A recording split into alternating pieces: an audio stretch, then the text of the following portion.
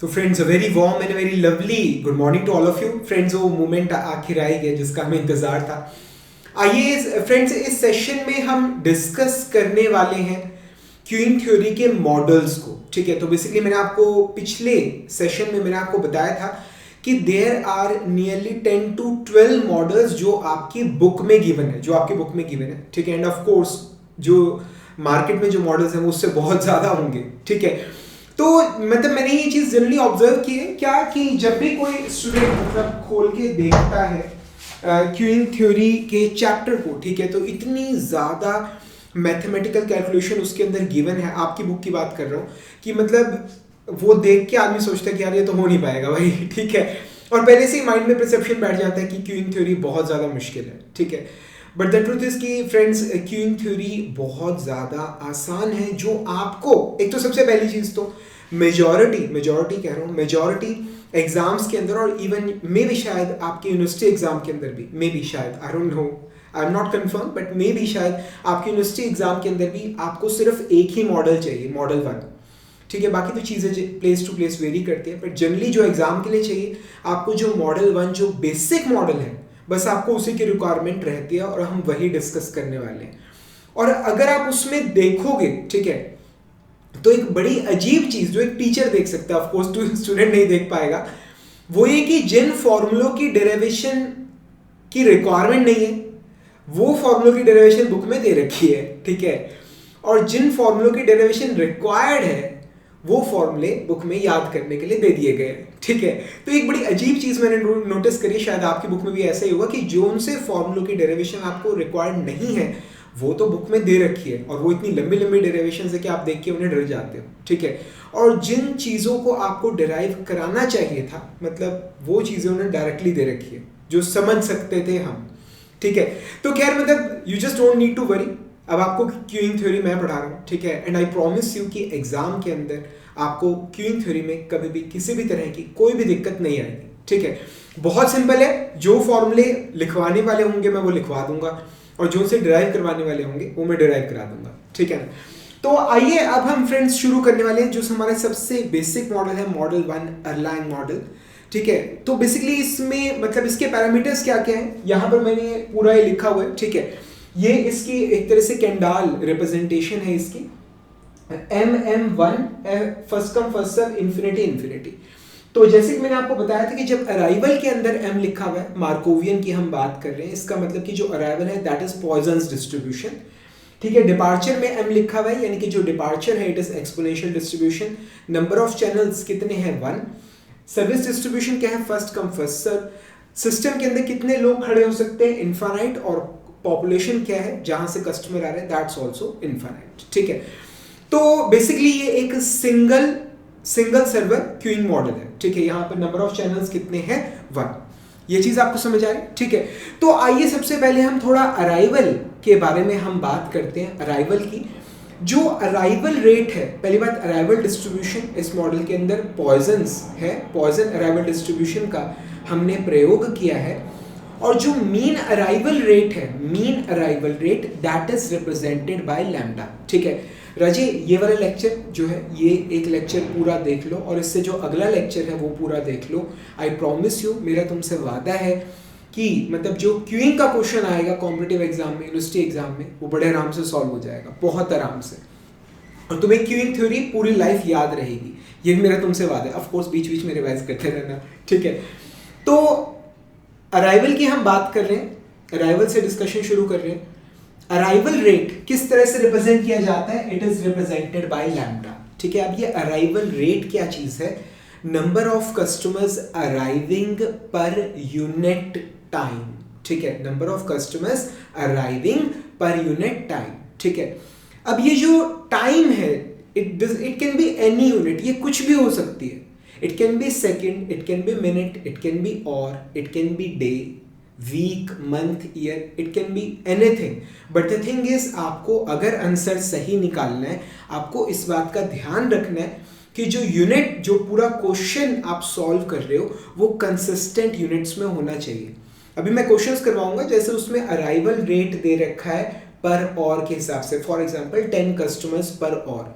पर आगे जो कैलकुलेशन मतलब आपको फाइंड आउट करने नंबर ऑफ कस्टमर, सपोज करो अराइविंग इन 10 मिनट, ठीक है, वहां पे डिटेल्स दिए हैं उसने और में, और निकालने को कहा है मिनट्स में, ठीक है। तो आपको मतलब वो 10 मिनट्स नहीं है, आपको एनालिसिस करते हुए 1/6 और लिखना है एनालिसिस के दौरान, ठीक है। तो unit they must be consistent, ये बड़ी इंपॉर्टेंट चीज है। यहां तक आपको समझ आ गया, ठीक है। तो 1 यूनिट टाइम में कितने कस्टमर्स अराइव हो रहे हैं, कितने कस्टमर्स हमारे पास आ रहे हैं, that is given by lambda. यहां तक समझ आ गया, ठीक है। अब इसका मतलब क्या है कि इंटर अराइवल टाइम वो कितना है। इंटर अराइवल टाइम मतलब टाइम बिटवीन 2 सक्सेसिव अराइवल, मतलब एक कस्टमर आया, ठीक है, उसके कुछ देर बाद दूसरा कस्टमर आया, एक कस्टमर आ गया, कुछ देर बाद दूसरा कस्टमर आया, ये चीज समझ रहे हो, ठीक है। तो इन दोनों के बीच का जो टाइम गैप है that's called inter arrival time. Inter arrival time, ये चीज आपको समझ आ रही, ठीक है। तो इंटर अराइवल टाइम, हाँ जी, ओके, मैं आपसे ही पूछता हूँ इंटर अराइवल टाइम, हाँ जी। इंटर अराइवल टाइम सपोज कीजिए 1 आवर के अंदर आपके पास 12 कस्टमर्स आ रहे हैं। 1 आवर के अंदर आपके पास 12 कस्टमर्स आ रहे हैं, ठीक है, 1 घंटे में 12 कस्टमर्स आ रहे हैं। तो इंटर अराइवल टाइम कितना हुआ, इंटर अराइवल टाइम कितना हुआ, दैट इज सिंपली 5 मिनट्स, ठीक है। तो ये आपने निकाला कैसे, सही कह रहे हो, units they must be consistent, हमें 5 मिनट्स की बजाय आंसर ऑर्स में देना चाहिए, ठीक है। तो आपने ये निकाला कैसे, ठीक है। 1 और एक और के अंदर कितने कस्टमर्स आ रहे हैं, 12 कस्टमर्स आ रहे हैं, 12 कस्टमर्स, ठीक है। एक और के अंदर कितने 12 कस्टमर्स आ रहे हैं, ठीक है। तो एक कस्टमर कितनी देर में आएगा, एक तरह से 1/12 और के अंदर, ये चीज आपको समझ आ रही, ठीक है। 1 और के अंदर 12 कस्टमर्स आ रहे हैं, तो एक कस्टमर कितनी देर में आ रहा है, 1/12 और के अंदर। तो मतलब मैंने मिनट्स में आंसर दिया था, ठीक है, वो कैसे निकाला, 60/12 इज इक्वल टू 5 मिनट्स। ये चीज समझ आ रही, ठीक है। ये बड़ी इंपॉर्टेंट चीज है। तो इंटर अराइवल टाइम, इसकी वैल्यू क्या होती है, वो होती है 1/लैम्डा। 1/लैम्डा, लैम्डा क्या है, अराइवल रेट। अराइवल रेट ये बेसिकली क्या है, mean arrival rate, average arrival rate, ठीक है। और ये 1/लैम्डा ये क्या चीज है, inter arrival time, inter arrival time. ये चीज आपको समझ आ रही, यहां तक समझ आ रही, ठीक है। अब हाँ जी, आपसे पूछ रहा हूं सर, हाँ जी बताइए प्लीज, एक यूनिट टाइम में कितने कस्टमर्स आ रहे हैं, एक यूनिट टाइम के अंदर कितने कस्टमर्स आ रहे हैं, ठीक है, that is lambda 1 unit time के अंदर, ठीक है। तो बताइए dt टाइम के अंदर कितने कस्टमर्स आने की प्रोबेबिलिटी है, कितने चांस है कि हमारे पास कितने कस्टमर्स आएंगे, ठीक है। मतलब वी कांट बी श्योर कि एक टाइम इंटरवल भी एक दिन में इतने कस्टमर आ रहे हैं, तो डिवाइड करके आपने भी इतनी देर में इतने कस्टमर आएंगे ही आएंगे, we can't be sure, 100% sure नहीं हो सकते। बट हम क्या एक्सपेक्ट करते हैं कि अगर एक यूनिट टाइम के अंदर अगर लैम्डा कस्टमर आ रहे हैं, तो dt टाइम के अंदर कितने कस्टमर्स आएंगे, इट इज लैम्डा dt, ठीक है। तो रजी ये जो सारे रिजल्ट्स हैं ना, आपकी जो बुक है टेक्स्ट बुक, मैं हीरा एंड गुप्ता जी की बुक यूज़ कर रहा हूँ, आप जो से भी कर रहे हैं, मुझे लग रहा है उसमें मेंशन होगा कि ये सारे रिजल्ट्स उन्होंने डायरेक्टली मैथमेटिक्स में से उठा के यहाँ पे मतलब मेंशन किया है, डेरिवेशंस में भी शायद आपकी बुक में नहीं होंगी, ठीक है, और and they are not required, ठीक है। तो dt टाइम के अंदर कस्टमर के आने की प्रोबेबिलिटी, आपने छोटा सा आपने टाइम इंटरवल लिया है dt, तो उसके अंदर हमारे पास कस्टमर आ जाएगा, उसकी प्रोबेबिलिटी क्या है, it is lambda into dt। ये चीज आपको समझ आ रही है, ये चीज आपको क्लियर हो रही है, ठीक है। तो स्मॉल टाइम इंटरवल dt है, उसके अंदर हमारे पास एक कस्टमर आ जाएगा, उसकी प्रोबेबिलिटी कितनी है, it is lambda into dt, ठीक है। उसके बाद क्या चीज है कि हमारे पास n कस्टमर्स आने की प्रोबेबिलिटी इन टाइम t, ये बड़ा इंपॉर्टेंट है, इसके क्वेश्चंस एग्जाम में काफी आते हैं, ठीक है। Probability of n arrivals in time t, हमने टाइम स्पेंड लिया है t, ठीक है, उसके अंदर n कस्टमर्स हमारे पास आएंगे, इसके क्वेश्चंस बहुत ज्यादा आते हैं एग्जाम में, इसके आने की क्या, इसकी क्या प्रोबेबिलिटी है, उसका फॉर्मूला क्या है, it is lambda t raise to power n e raise to power minus lambda t divided by n factorial. ठीक है, उसका क्या फॉर्मूला है, लैम्डा टी, लैम्डा क्या है, arrival rate, t is the time duration, ये क्वेश्चन में दे रखी है। ठीक है, lambda t raise by n, probability n customers के आने की इन टाइम इंटरवल t। ठीक है, lambda t raise by n e raise to power minus lambda t divide by n factorial. ठीक है, स्पेशली मतलब डायरेक्टली फॉर्मूला मेंशन्ड है आपकी बुक के अंदर, ये चीज समझ आ रहा है, यहां तक क्लियर हो रहा है। ये फॉर्मूला राजे, मतलब खैर सारे ही फॉर्मूले इंपॉर्टेंट है, ये फॉर्मूले के क्वेश्चंस तो खैर बहुत एक्सेप्शनली ज्यादा आते हैं, ये चीज आपको समझ आ रही है। ठीक है, तो ये हमने ये फॉर्मूला लिख लिया हमने, प्रोबेबिलिटी ऑफ n, देखो अराइवल रेट क्या है, लैम्डा। ठीक है, time between two successive arrivals, दो लोगों के आने के बीच में कितना टाइम गैप होता है, एवरेज मतलब 1 बाय लैम्डा। छोटा सा टाइम इंटरवल लिया है dt, उसके अंदर हमारे पास एक अराइवल, एक पर्सन आ जाएगा, एक कस्टमर आ जाएगा, उसकी क्या प्रोबेबिलिटी है, दैट इज लैम्डा dt। छोटा सा एक टाइम इंटरवल लिया है dt हमने, उसके अंदर हमारे पास एक कस्टमर आने की प्रोबेबिलिटी कितनी है, इट इज लैम्डा dt, कि उसमें एक कस्टमर हमारे पास आएगा। एक टाइम इंटरवल लिया है हमने t, उसके अंदर n कस्टमर्स आएंगे हमारे पास। ठीक है, उसकी क्या प्रोबेबिलिटी है, it is lambda t raised by n e raised to minus lambda t divide by n factorial. समझ आ रहा है। ठीक है, इसमें लिख भी लो, यहां पर ये चीज लिख भी लो, probability of arrival of customer in time, small time dt, कि इस छोटे से टाइम के अंदर एक कस्टमर हमारे पास आएगा, उसकी प्रोबेबिलिटी क्या है, लैम्डा dt। ये चीज आपको समझ आ रही है। ठीक है, ओके, उसके बाद आता है probability density function, probability density function. ठीक है, पॉइजन्स अराइवल डिस्ट्रीब्यूशन जो हम इस्तेमाल करते हैं, उसका प्रोबेबिलिटी डेंसिटी फंक्शन क्या है, PDF, probability density function PDF for Poisson's arrival. ठीक है, इसका फॉर्मूला क्या है, it is lambda e raised to minus lambda t, lambda e raised to power minus lambda t, आपको याद होना चाहिए, इंपॉर्टेंट है। ये चीज आपको समझ आ रहा है। ठीक है, मतलब ये मैं आपको एक हल्का सा आइडिया देता हूं, वैसे मैथ्स की टर्म में ये। ठीक है, ये probability density function of arrival. ठीक है, ये बेसिकली क्या चीज है, एक्चुअली क्या चीज है, जैसे हमने प्रोबेबिलिटी की हमने प्रॉब्लम्स पढ़ी हैं, जैसे डाइस वगैरह की प्रॉब्लम्स आती हैं कि 4 के आने की प्रोबेबिलिटी, 3 के आने की प्रोबेबिलिटी। ठीक है, तो वहां पर ऑप्शंस आपके पास लिमिटेड होती है। ठीक है, मतलब आपके पास अगर आप एक डाइस थ्रो कर रहे हो तो 1 2 3 4 5 6 मतलब 6 ही नंबर्स है जो आ सकते हैं। पर अगर हम दो कस्टमर्स के बीच में अगर हम टाइम गैप की बात करें, ठीक है, अगर हम टाइम की बात करें तो t की अगर आप बात करो तो t की कुछ भी वैल्यू हो सकती है, कैन हैव 1.1 1.2 1.21 1.211 कुछ भी हो सकती है ना, तो इसकी कोई ये एक इंटीग्रल वैल्यू तो है नहीं, कुछ भी हो सकता है, इनके में 1.00001 कुछ भी हो सकती है। तो ऐसे केस में हम प्रोबेबिलिटी के फंक्शंस हम डिफाइन करते हैं, प्रोबेबिलिटी डेंसिटी फंक्शन। ठीक है, तो बेसिकली क्या चीज है कि आप बेसिकली यहां पर अब आप ना एक पर्टिकुलर नंबर डिफाइन करने के बजाय आप एक रेंज डिफाइन करते हो। ठीक है, मतलब क्या प्रोबेबिलिटी है कि जो टाइम लगेगा किसी कस्टमर को सर्व करने में या दो कस्टमर्स के आने के बीच में जो इंटर अराइवल टाइम होगा, क्या प्रोबेबिलिटी है कि वो इस रेंज में होगा, it will be between 0.9 to 0.9 से लेकर सपोज कीजिए 1.1, ये चीज 1.1, ये चीज समझ आ रही है आपको। ठीक है, तो ये आप एक रेंज स्पेसिफाई करते हो, रेंज। ठीक है, तो यह क्या प्रोबेबिलिटी है कि वो जो होगा इट विल बी 1 ± 0.1।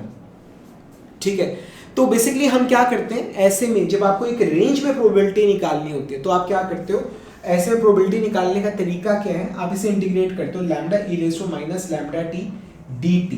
ठीक है, आप इसे इंटीग्रेट करते हो। अब हमें 0.9 से 1.1 तक चाहिए। ठीक है, तो ये आ जाएगा 0.9 से 1.1 तक, आप इसे इंटीग्रेट करोगे, you will find the probability कि क्या प्रोबेबिलिटी है कि जो इंटर अराइवल टाइम होगा वो 0.9 से 1.1 के बीच में लाई करेगा। तो आप इस एक्सप्रेशन को lambda e raise to minus lambda t इससे इंटीग्रेट करोगे बिटवीन 0.9 टू 1.1। ये चीज आपको समझ आ रही? ठीक है, तो ये this is what is meant by, मतलब देसी लैंग्वेज में बता रहा हूँ आपको, बिल्कुल मैथ से हटके एक लेमैन की तरह, कि प्रोबेबिलिटी डेंसिटी फंक्शन क्या होता है भी। अगर आप डाइस थ्रो कर रहे हो, there can be only 6 values, 1 2 3 4 5 6, बात खत्म। पर अगर आप टाइम की बात कर रहे हो तो टाइम की तो कुछ भी वैल्यू हो सकती है। It can B 1, it can B 1.1, 1.001, 1.0001, ठीक है, कुछ भी हो सकती है। तो ऐसे में क्या करते हो आप, प्रोबेबिलिटी डेंसिटी फंक्शन डिफाइन करते हो। और क्या चीज़ है कि आप एक रेंज डिफाइन करते हो इस टाइप की प्रॉब्लम्स के अंदर, कि क्या चांसेस हैं कि जो इंटर अराइवल टाइम है वो 0.9 और 1.1 के बीच में लाई करेगा। तो अगर जब ये प्रोबेबिलिटी निकालनी है हमें, तो आप इस फंक्शन को इंटीग्रेट करते हो बिटवीन दीज टू लिमिट्स जो दे रखी है, ठीक है। आप इन दो लिमिट्स के बीच में इंटीग्रेट करोगे तो आपको आंसर मिल जाएगा। या अगर आप इसको ऐसे भी देख सकते हो कि अगर आपसे कोई पूछे कि क्या प्रोबेबिलिटी है कि जो टाइम है वो 1 मिनट या उससे कम लगेगा, व्हाट इज द प्रोबेबिलिटी कि जो इंटर अराइवल टाइम है उसकी वैल्यू 1 मिनट या सपोज करो 5 मिनट्स या उससे कम होगी। हाँ जी, उस केस में आप कैसे करोगे, मतलब the time it is either equal to और लेस देन 5 मिनट्स, तो यानी कि उसकी जो वैल्यू है it is 0 less than equal to t less than equal to 5, ठीक है। तो ऐसे में आप क्या करोगे, इसे इंटीग्रेट करोगे फ्रॉम 0 टू 5। अगर क्वेश्चन के अंदर है कि क्या प्रोबेबिलिटी है कि जो इंटर अराइवल टाइम है वो 5 मिनट या उससे ज्यादा होगा, 5 मिनट या उससे ज्यादा, तो यहां पर वैल्यू क्या है, it is 5 less than equal to t less than equal to infinity, ठीक है। तो यहां पर क्या होगा, आप इसे इंटीग्रेट करोगे between 5 to infinity lambda e raised to the minus lambda t dot dt, ये चीज समझ आ रहा है, ठीक है। तो ये है प्रोबेबिलिटी डिस्ट्रीब्यूशन फंक्शन का मतलब फंडा, एक बेसिक सा समझ आ रहा है आपको, कि यहां पर ऐसी जहां पर डिस्क्रीट वैल्यूज नहीं होती, ठीक है, जैसे रेड बॉल्स, तीन रेड बॉल्स हैं, 2 वाइट बॉल्स हैं, मतलब वहां पर आपके पास एक पर्टिकुलर नंबर्स होते हैं 1 2 3 4 5, यही आंसर होगा, इनमें से कोई एक नंबर आंसर होगा, ठीक है। पर यहाँ पर जहां पर मतलब कोई आप रेंज स्पेसिफाई करते हो, वहां पर आप सिंपली इस फंक्शन को उन लिमिट्स के बीच में इंटीग्रेट करके आप प्रोबेबिलिटी निकालते हो। ये चीज आपको समझ आ रही है, ठीक है। अब एक्चुअली पता है क्या चीज है, ये जो चीज मैंने आपको समझाई, एक तो अभी यूज करेंगे तो आपको पता चलेगा थोड़ा, ठीक है। दूसरी ये चीजें ना बुक में नहीं दे रखी होती, क्योंकि जो ऑथर है वो एज्यूम करके चलता है कि आपको चीजें पहले से मालूम होंगी, और दिक्कत यहीं पे आती है, ठीक है ना। तो ये हमने बात करी है अराइवल के बारे में, अराइवल के बारे में, ठीक है। तो आई होप आपको अराइवल का सब समझ आ गया, ठीक है। बुक में जितना भी मतलब दे रखा है अराइवल का, वो सारा मैंने आपको बता दिया है। क्लियर है यहां तक, ठीक है, ओके।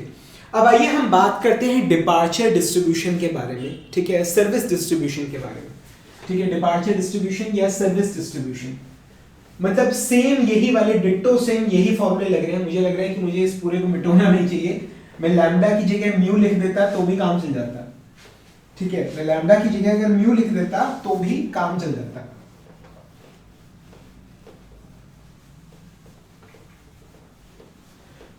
मतलब यार ह्यूमन नेचर है, फंडा बड़ा सिंपल है। हमें मतलब लगता है कि कोई चीज हमें इंटरेस्टिंग लगती है तो हमें वो समझ आती है, ठीक है। भी वो चीज हमें पसंद है इसलिए हम उसे कर पा रहे हैं, but the thing is the truth is human nature ये कहता है कि मतलब आप किसी चीज को कर पा रहे हो, आपको कोई चीज समझ आ रही है, ठीक है, तो वो आपको पसंद आएगी, ठीक है। हम सोचते हैं कि हमें क्रिकेट पसंद है तो हम खेल रहे हैं, बट सच्चाई ये है कि आप खेलते हो, रिजल्ट्स आते हैं, ठीक है। आप शॉट्स लगा पा रहे हो, आप बॉल कैच कर रहे हो, बॉलिंग कर पा रहे हो, ठीक है, आप परफॉर्म कर पा रहे हो उसके अंदर, तो आप एंजॉय करो, that's why you love cricket, ठीक है। कोई ऐसा पर्सन है जो क्रिकेट में परफॉर्म नहीं कर पाता, ठीक है, तो वो मतलब उसे वो गेम पसंद नहीं आएगा, ठीक है ना। तो आइए हम बात करते हैं डिपार्चर या सर्विस डिस्ट्रीब्यूशन के बारे में, ठीक है। सेम यही है, सब कुछ यही है, कोई फर्क नहीं है, बस लैम्डा को म्यू से रिप्लेस करना। मैंने आपको कहा था ना कि हम अराइवल के लिए पॉइजन्स और डिपार्चर के लिए एक्सपोनेंशियल का इस्तेमाल इसलिए भी करते हैं, ये भी एक रीजन, बिकॉज मैथ्स बहुत ईजी रहता है, ठीक है।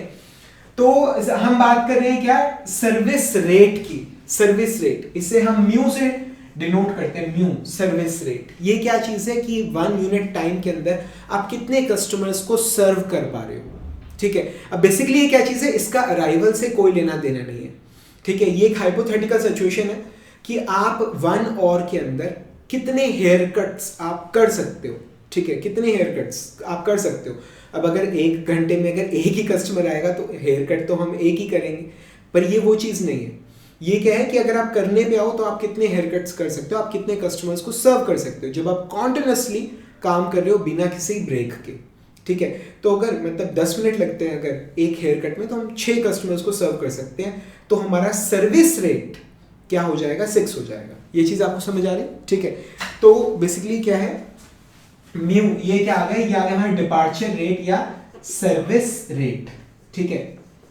तो सर्विस टाइम कितना होगा, ठीक है, या inter departure time, service time की एक पर्सन को सर्विस देने में हमें कितना टाइम लगता है, वही जैसे अभी अराइवल का समझाया था आपको, ठीक है। तो हमारा सर्विस टाइम क्या होगा पर कस्टमर, सर्विस टाइम, एक कस्टमर को सर्विस देने में कितना टाइम लगता है, दैट्स 1/μ, दैट्स 1/μ। ये चीज समझ आ रहा है आपको यहाँ तक, वो क्या हो जाएगा, दैट्स 1/μ। वो मैंने अभी आपको समझाया ही था, ठीक है, कि अगर 12 कस्टमर्स को सपोज कीजिए हम सर्व कर सकते हैं एक और के अंदर, यानी कि एक कस्टमर को कितना टाइम लग रहा है, 1/12 आवर्स। ये चीज समझ आ रही है। तो ये क्या है, 1/μ, समझ आ रहा है। तो सर्विस टाइम क्या है, 1/μ। उसके बाद आपने छोटा सा टाइम dt आपने लिया, ठीक है। तो क्या प्रोबेबिलिटी है कि इस छोटे से टाइम इंटरवल dt के अंदर एक सर्विस कंप्लीट हो जाएगी, उसका फॉर्मूला क्या है, म्यू इंटू dt, ठीक है। अगेन मैं आपको बता रहा हूं, बुक के अंदर क्लियरली मेंशन है, सारे रिजल्ट्स हमने मैथ्स से उठाए, ठीक है। तो प्रोबेबिलिटी ये सब याद रखना आपने, that service will be completed in time dt। एक छोटा सा टाइम इंटरवल dt आपने लिया है, उसमें आप एक सर्विस पूरी करते हो, ठीक है। तो उसकी प्रोबेबिलिटी है that's mu multiplied by dt, mu multiplied by dt। फॉर्मूले याद करने इसलिए भी आसान है क्योंकि अराइवल और डिपार्चर के फॉर्मूले सेम है, लैम्डा को आप बस म्यू से रिप्लेस करते हो। ये चीज आपको समझ आ रही है, ठीक है। अब उसके बाद है प्रोबेबिलिटी, ये इसके क्वेश्चंस बहुत ज्यादा आते हैं, probability of n completion of n services in time t, कि n सर्विसेज हम कंप्लीट करेंगे टाइम कैपिटल स्मॉल t के अंदर, ठीक है। Probability of n completion of services in time t, ठीक है। ये टाइम t है, इसके अंदर n सर्विसेज हम कंप्लीट करेंगे, इसके प्रोबेबिलिटी क्या है, सेम वही फॉर्मूला है, mu t raise to power n e raise to power minus mu t divided by n factorial e। समझ आ रहा है आपको यहां तक, ये चीज आपको क्लियर हो रही है, ठीक है। So probability of n completion of services in time small t is equal to mu t raise by n e raise to power minus mu t divide by n factorial. ये चीज आपको clear हो रही है, ठीक है। उसके बाद क्या आ गया हमारे पास, एक्सपोनेंशियल का प्रोबेबिलिटी डिस्ट्रीब्यूशन फंक्शन, ठीक है। सेम वही चीजें, सेम वही कंसेप्ट है यहाँ पे, ठीक है। क्या आ गया हमारे पास, probability distribution function for exponential probability distribution, ठीक है। जो हमने बेसिकली जो डिपार्चर है वो हमने एक्सपोनेंशियली डिस्ट्रीब्यूटेड हमने माना है। पिछले लेक्चर में मैंने आपको ग्राफ भी ड्रॉ करके बताया था, ठीक है ना, तो कुछ इस प्रकार का उसका ग्राफ आता है, ठीक है। यहाँ पर क्या है, नंबर ऑफ सर्विसेज जैसे जैसे इंक्रीज हो रही हैं, ठीक है। और यहाँ पर क्या था, प्रोबेबिलिटी ऑफ टाइम, जो टाइम लगेगा, ठीक है ना। तो जैसे आपका सर्विस रेट बढ़ता चला जाएगा वैसे वैसे जो प्रोबेबिलिटी है टाइम लगने की वो कम होती चली जाएगी, ठीक है। तो ये इसका जो डिस्ट्रीब्यूशन फंक्शन है उसका इक्वेशन क्या है, सेम वही इक्वेशन चलेगी, that is mu into e raise to power minus mu t, mu into e raise to power minus mu t। This is the probability distribution function for हमारा exponential probability distribution जो हमने assume किया। यहां तक समझ आ गया, ठीक है। हाँ, इसमें एक चीज और मैं ऐड कर रहा हूं, एक चीज और यहां पर ऐड हो रही है डिपार्चर के केस में, वो ये क्या है कि प्रोबेबिलिटी की आपको t टाइम से ज्यादा लगेगा प्रॉब्लम को सॉल्व करने में, ठीक है। Probability that a customer will take more than time time T, ठीक है, कि आपको टी टाइम से ज्यादा टाइम लगेगा, उसके क्या फॉर्मूला है उसका, that is e raise to power minus mu. समझ आ रहा है आपको, ये चीज आपको क्लियर हो रही है, ठीक है। तो ये बेसिकली अगर आप चाहो तो ये फॉर्मूला निकाल भी सकते हो, मतलब मैंने आपको भी थोड़ी देर पहले ही बताया कि ये प्रोबेबिलिटी डिस्ट्रीब्यूशन फंक्शन ये इस्तेमाल कैसे किया जाता है, कि जनरली आपको रेंज दी जाती है कि इतने से इतने टाइम के अंदर प्रॉब्लम सॉल्व हो जाएगा, ठीक है, इसके क्या चांसेस है, ठीक है। तो आप क्या करते हो, आप इसको इंटीग्रेट करते हो बिटवीन दोज लिमिट्स। अब हमें क्या दे रखा है, हमें निकालना है probability that a customer will take more than time t और मोर देन टाइम टी, कि या तो टी टाइम में या उससे ज्यादा में सॉल्व होगा। तो आप इसे कैसे सॉल्व करोगे, ये हमें प्रोबेबिलिटी डिस्ट्रीब्यूशन फंक्शन दिया हुआ है e raise to minus mu t, ठीक है। इसे मैं इंटीग्रेट करूंगा between the limits capital t या उससे ज्यादा, तो उससे ज्यादा मैं इंफिनिटी तक इंटीग्रेट करूंगा इसको, ठीक है। तो जब आप इसे इंटीग्रेट करोगे तो क्या आएगा, mu e raise to minus mu t divided by minus mu, ठीक है, और इससे ये कट गया, और यहाँ पे लिमिट क्या है, टी से इंफिनिटी तक, ठीक है, माइनस का साइन है, थोड़ा ध्यान रखेंगे हम। तो जब आप इसके अंदर वैल्यूज पुट करोगे तो क्या आएगा, minus e raise to minus infinity, ठीक है, minus e raise to minus mu t, ये चीज, ठीक है। अब e raise to minus infinity आ गया जीरो, ये टर्म खत्म हो गई, माइनस माइनस हो जाएगा प्लस, तुम्हारे पास क्या आ जाएगा, e raise to minus mu t, ये चीज। तो बुक में ये चीज डायरेक्टली मेंशन्ड है, ठीक है, क्या कि प्रोबेबिलिटी की किसी कस्टमर को मतलब टी टाइम या उससे ज्यादा टाइम लगेगा, उसकी प्रोबेबिलिटी क्या है, that is e raise to power minus mu t. समझ आ रहा है। अब इससे आप डायरेक्टली निकाल सकते हो कि टी से कम टाइम लगेगा, टी से कम टाइम लगेगा, इसकी प्रोबेबिलिटी क्या है, आप इसे वन में से माइनस कर दीजिए, ठीक है। तो टी से कम टाइम लगेगा, इसकी प्रोबेबिलिटी क्या है, that is one minus e raise to power minus mu t, ठीक है। या दूसरा तरीका क्या है, आप इसे इंटीग्रेट कर सकते हैं बिटवीन 0 टू टी, ठीक है। हमें क्या निकालना है कि 0 से टी टाइम तक इस रेंज में हमारा फाइनल आंसर आएगा, सो दैट विल बी, आप इसे 0 से टी तक इंटीग्रेट करेंगे तो आपके पास यही वाला फॉर्मूला आ जाएगा। ये चीज आपको समझ आ रही, ठीक है। रजित कुछ फॉर्मूले हैं मतलब जो याद करने वाले, वो मैं याद करवा रहा हूँ, अगले सेशन में कुछ फॉर्मूले जो हम डिराइव कर सकते हैं, ठीक है, तो वो मैं आपको डिराइव करवा दूंगा, ठीक है। तो उससे क्या है कि मतलब एक तो आपके दिमाग पे ज्यादा जोर नहीं पड़ेगा, ठीक है। बाकी देखो राजी, मेरा ये फंडा है कि जो डेरिवेशन बिल्कुल स्ट्रेट फॉरवर्ड है, ठीक है, वो तो आपको आनी ही चाहिए। जो मेरा मतलब फंडा रहता है कि जो डेरिवेशंस आप बिल्कुल स्ट्रेट फॉरवर्ड है वो आपको आनी चाहिए। दूसरा, जिन डेरिवेशन से आपको कुछ सीखने को मिलेगा वो आपको आनी चाहिए, ठीक है। और जो डेरिवेशन सिंपल मैथ्स और बहुत ज़्यादा लेंथी है और उसमें कुछ सीखने का नहीं आ रहा, तो वो डेरिवेशन आप स्किप कर सकते हो, ठीक है। तो मैं कुछ इस तरह से चलता हूँ, ठीक है ना। यहाँ तक आपको समझ आ गया, ठीक है। तो ये हमने कर लिया, हमने अराइवल कर लिया, हमने डिपार्चर के बारे में हमने बात कर ली है। अब आइए हम बात करते हैं number of persons in a system के बारे में, ठीक है। आइए अब हम बात करते हैं number of persons in a system की, किसी सिस्टम के अंदर कितने लोग हैं। तो सबसे पहले तो मतलब आपको भी मालूम है कि सिस्टम क्या होता है। सिस्टम बेसिकली क्या है, system it consist of waiting line and service channel, ठीक है। इसमें वेटिंग लाइन भी कंसिडर होती है और उसके अंदर सर्विस चैनल भी कंसिडर होता है, ठीक है। तो बेसिकली क्या चीज है, सबसे पहले जो टर्म मैं यहाँ पे लिख रहा हूँ दैट इज पी एन, ये क्या है, कैपिटल पी और उसके नीचे सबस्क्रिप्ट में एन लिखा हुआ है। इसका क्या मतलब है, probability of having an customers in a system, ठीक है। ये क्या चीज है, this is probability of having an customers in system, ठीक है।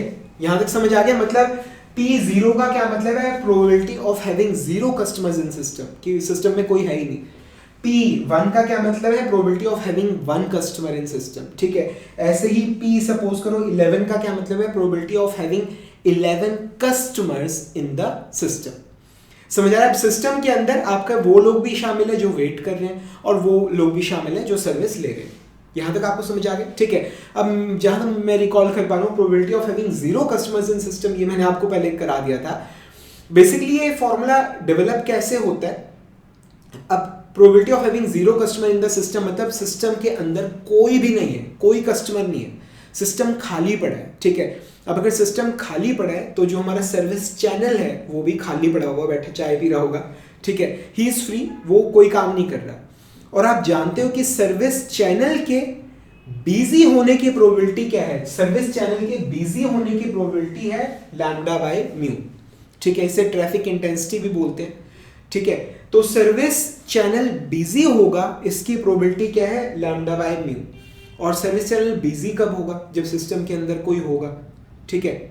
अब सर्विस चैनल के खाली होने की प्रोबेबिलिटी कितनी है? खाली की, वो कोई काम नहीं कर रहा, वो बिल्कुल फ्री है, इसे 1 में से माइनस कर देंगे, सो 1 minus lambda by mu. This is the probability कि सर्विस चैनल खाली है, ठीक है, वो कोई काम नहीं कर रहा, ठीक है। और जब वो कोई काम नहीं कर रहा यानी कि सिस्टम के अंदर कुछ भी प्रेजेंट नहीं है, ठीक है। तो इसलिए P0 probability of having 0 customers in system, इसका फॉर्मूला क्या है? It is 1 minus lambda divided by mu.